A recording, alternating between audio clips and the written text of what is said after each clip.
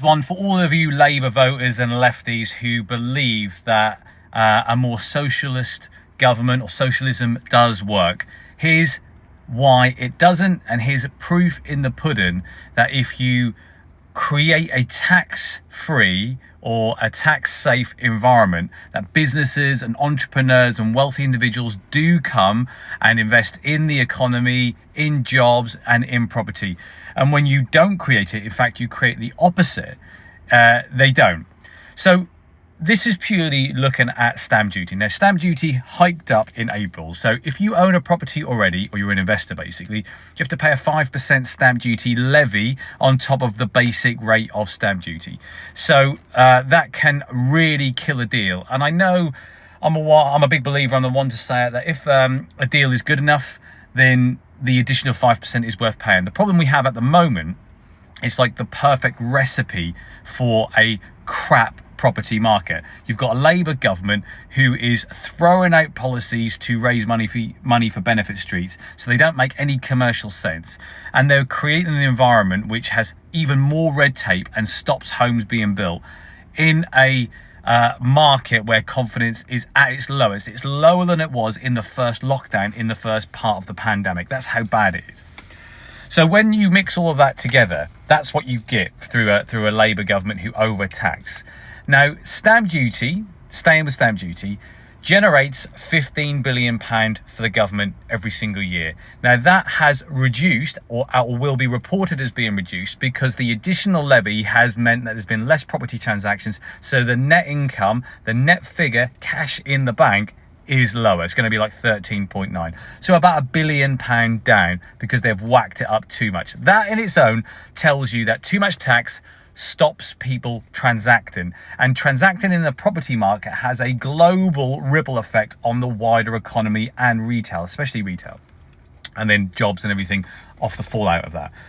Now, if you break down stamp duty to how many people live in the UK, 65-ish million people, that equates to a stamp duty gain or income for the government per person of about 208 quid per person. So that sounds all really good, but if you take a tax-free environment which doesn't have red tape, creates an environment which rolls the red carpet out for business owners, entrepreneur and property investors, what happens is you don't need loads of little taxes or loads of ways of taxing people indirectly. You just need a one tax per transaction. And if you look at Dubai, they have a 4%, it's called a DLD fee. It's basically the same as stamp duty. You pay it when you buy a property. But as a buyer, and I speak for other buyers as well, you don't look at it as a tax, you look at it as a fee of entry to the Dubai property market. And let's be really crystal clear. The geographical location of Dubai, the area, is much less than the UK. The UK is much bigger. So there is millions more properties in the UK. There is a lot less people in Dubai. It's around 4 million people. And I know it is always growing, but at the moment it's about 4 million.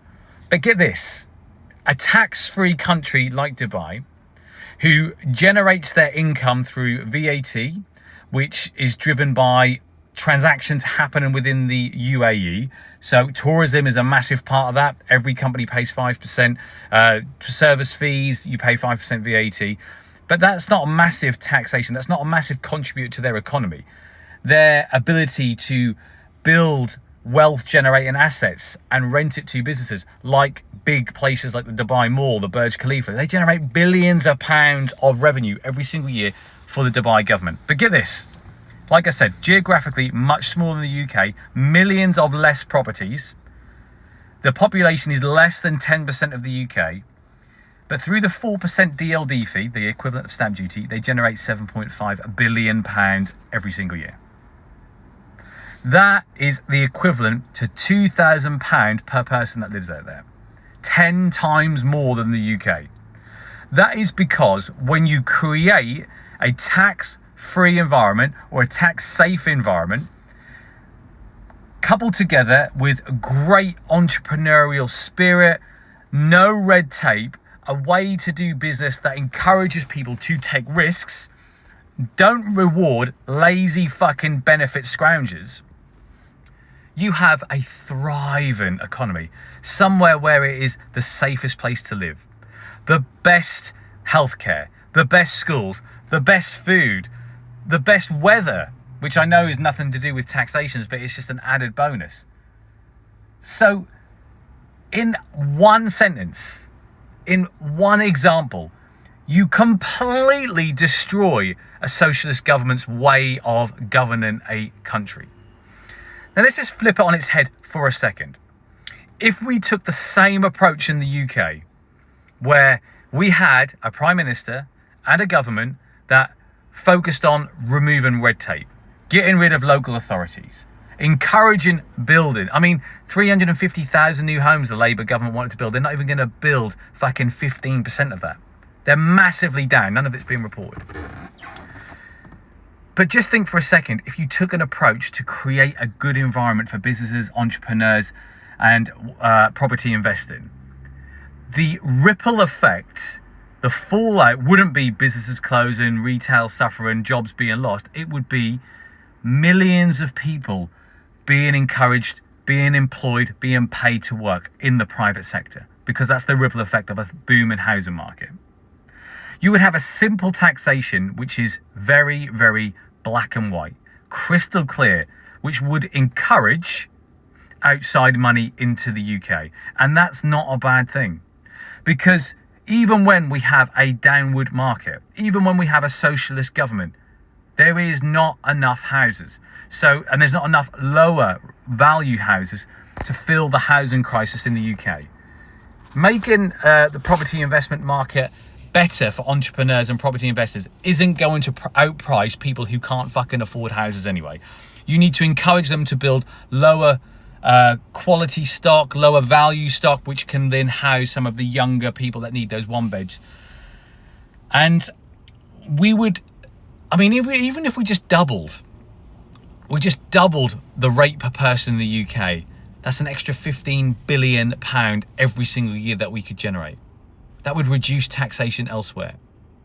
It would remove the black hole. It might even be able to pay for some of the benefit fucking scrounging wankers that we have with 8 kids. So there you have it. Another reason, another example. But the facts do not lie. A great government, a great leader, a great vision, less tax means more money and a better quality of life.